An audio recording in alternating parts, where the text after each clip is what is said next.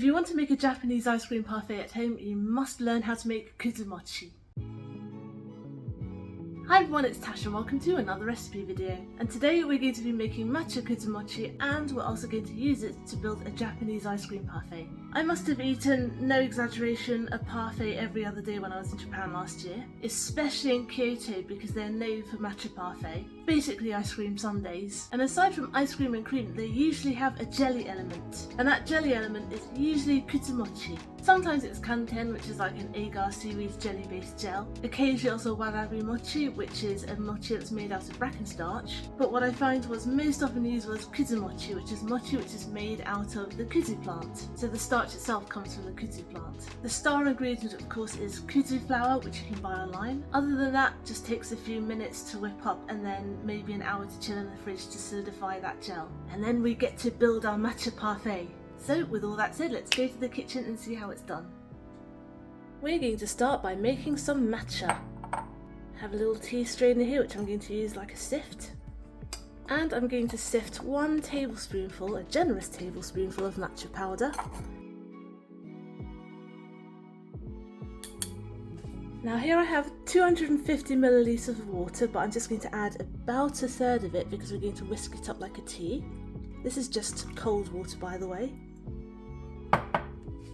I've got my soaked bamboo whisk that's going to help the tines not break, and we're going to give it a whisk, starting slow and then going fast, so just like we're making a tea.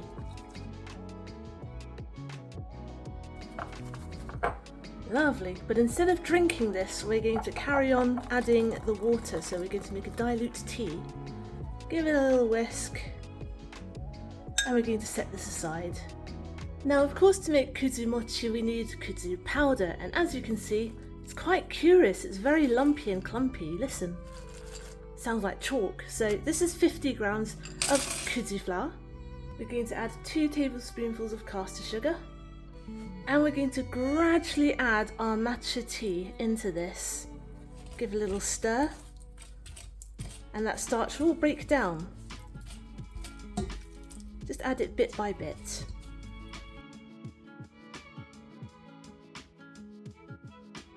Oh, that's interesting, it's making oobleck. You know, that non-Newtonian fluid.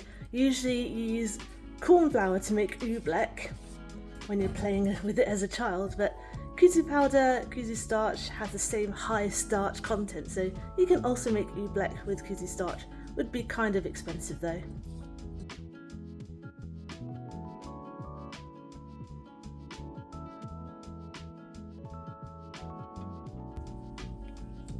And now before we cook this, I'm actually going to prepare a mould. What I used to do is I used to line a very small baking sheet with some tin foil, and literally that was it. I would slap my freshly made kuzumochi jelly onto it, spread it out because it's very thick once you cook it, and then put some cling film over it, done, and then I chop it up into blocks. But since I went to Japan, I actually got an actual mould. So this is a stainless steel mould. It's actually for kanten, which is like the agar based jelly I was talking about, or yokan, which is also an agar based jelly but mixed with red bean paste. I actually got this from Aritsugu in Nishiki Market in Kyoto. They're like one of the oldest knife, technically sword makers there is. Really ancient family run business, and of course when swords went out of fashion, when katana went out of fashion, they started making kitchen knives. And of course steel things like this mould. And what I really like about this is it has a little lift out part. So what I'm going to do with this, I'm going to rinse it under water and make it a little bit wet. Be right back.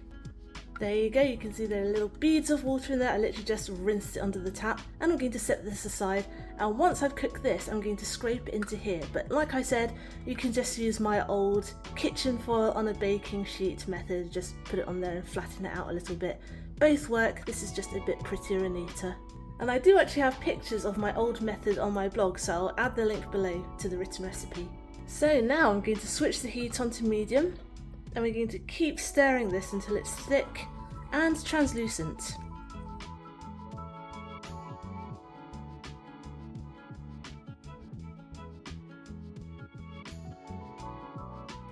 As soon as it turns quickly. Let's keep going.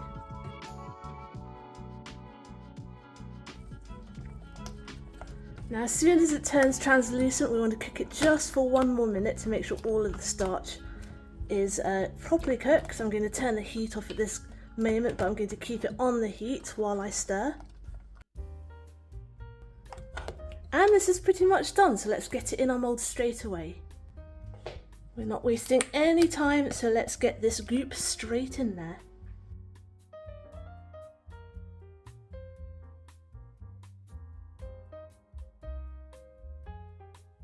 And now I've got some cling film, and I'm actually going to place this on the top, touching the top so it doesn't form a skin. And as I'm doing that, I'm also pressing it down. This is going to help shape our kuzumochi a bit more. So we're flattening the top.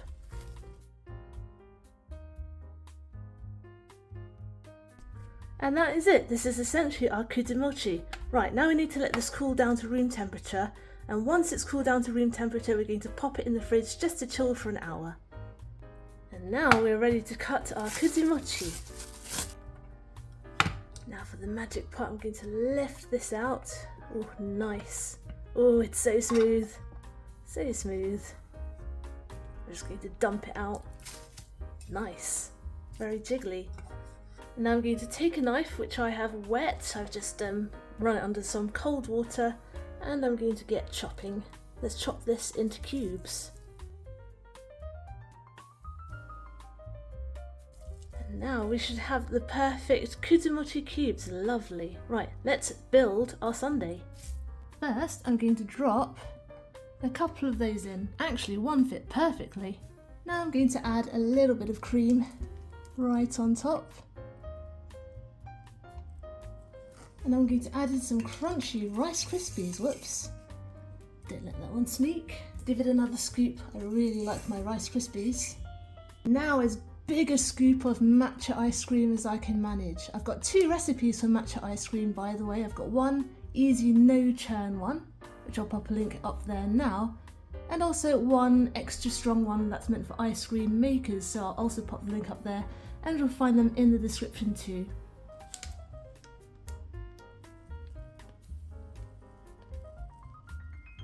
And I'm going to finish with another kuzumochi right here. I'm going to add another one at the back. And another one, because why be stingy?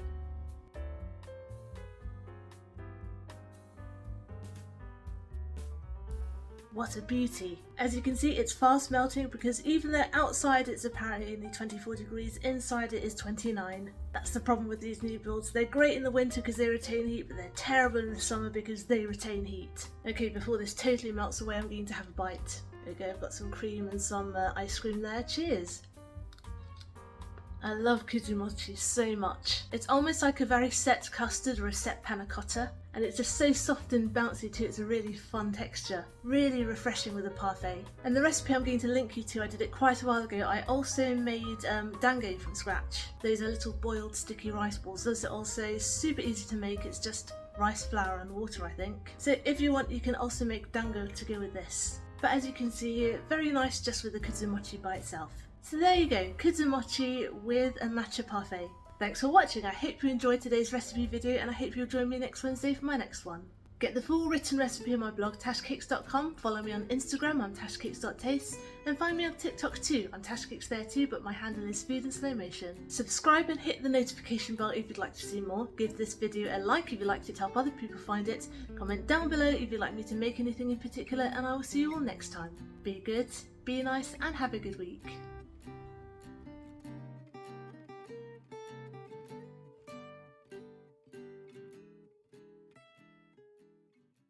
That's the... Oh, we've got a car alarm going off again.